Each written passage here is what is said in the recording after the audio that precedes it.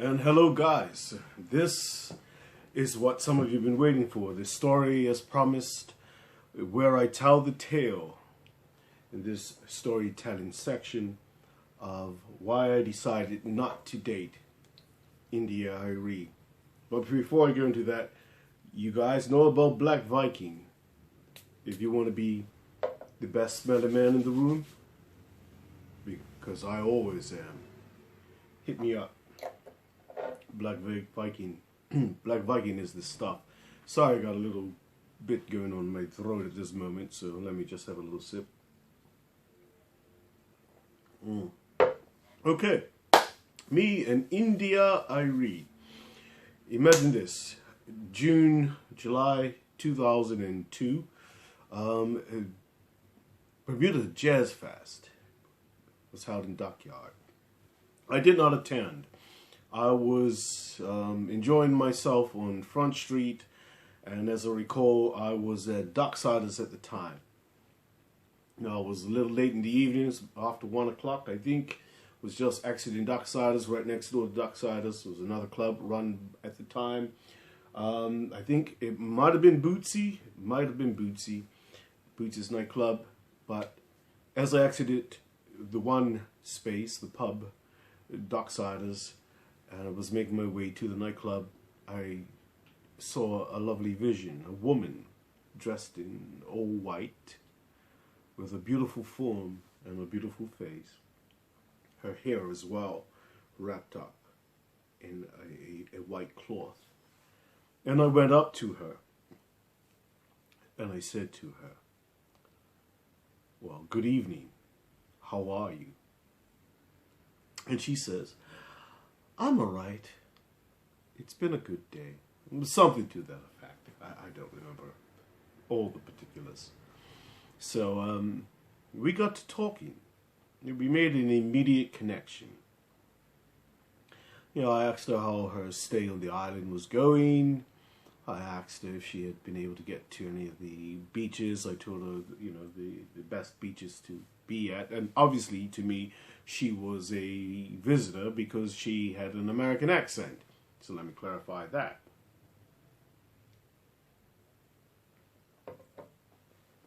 So we're chatting a little bit. Nothing heavy, just easy stuff. And it dawned on me as I was talking to her that I was talking to India Arie. It's just her and myself. There's no one else within 10 feet of us, at least. And we were having this conversation. And it felt good. It felt damn good. And we were making this cosmic connection.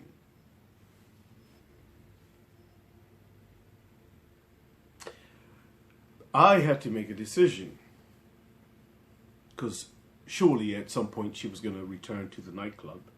You know, she had done her performance for the night at the Bermuda Jazz Festival, so she was just hanging out with some of the other performers. I think Herbie Hancock might have been in there as well. But I had to make a decision. Do I ask if she likes some additional company? Maybe we go into the nightclub together to continue our conversation. I could encourage her to buy me a drink. You know, there's a philosophical saying that's offered by Prince Gautama, that goes, "A man is happy once he overcomes his ego." So, I had to give that some thought. Now, our conversation did not last more than 5 minutes. So let me be clear about that. But we had linked, man. I'm telling you, we had linked. Okay? But I knew at that time, in that moment, I had some stuff going on in my life. You know, I had a child, was having some difficulties in that particular relationship.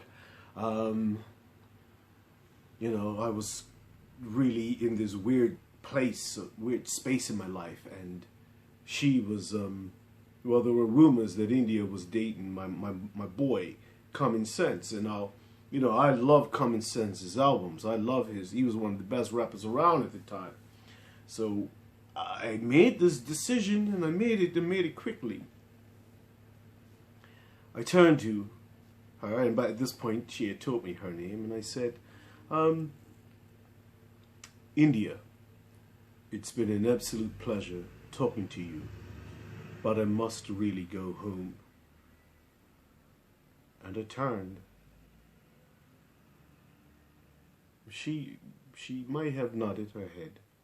She might have said goodbye, I don't recall. But for me, it was some sort of small triumph. You know, for in that instant, I had overcome my ego, and in some weird and wonderful way, I was happy that I was strong enough to do such a thing.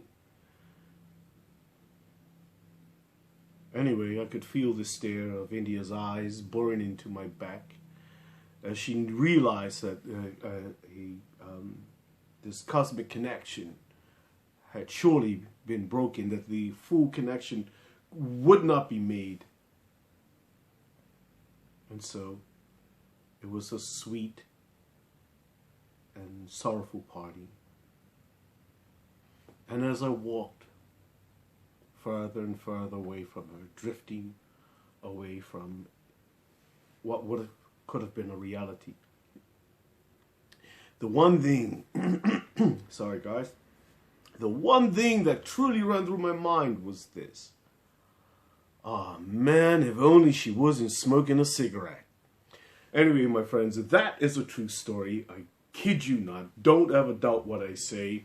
Continue to follow me as I prepare for my cartwheel challenge, where I'm going to attempt to set a world record for my age group, or some sort of record that somebody might recognize.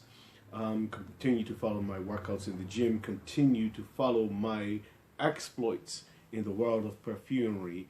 If you want to be the best smelling person in the room, give me a call. Finally, guys, don't ever stop being creative. Don't ever stop being yourselves.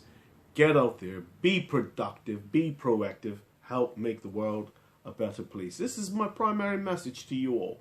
Make the world a better place. Be creative. Anyway, I love you all. I'll talk to you later. Goodbye, guys. I hope you like that story.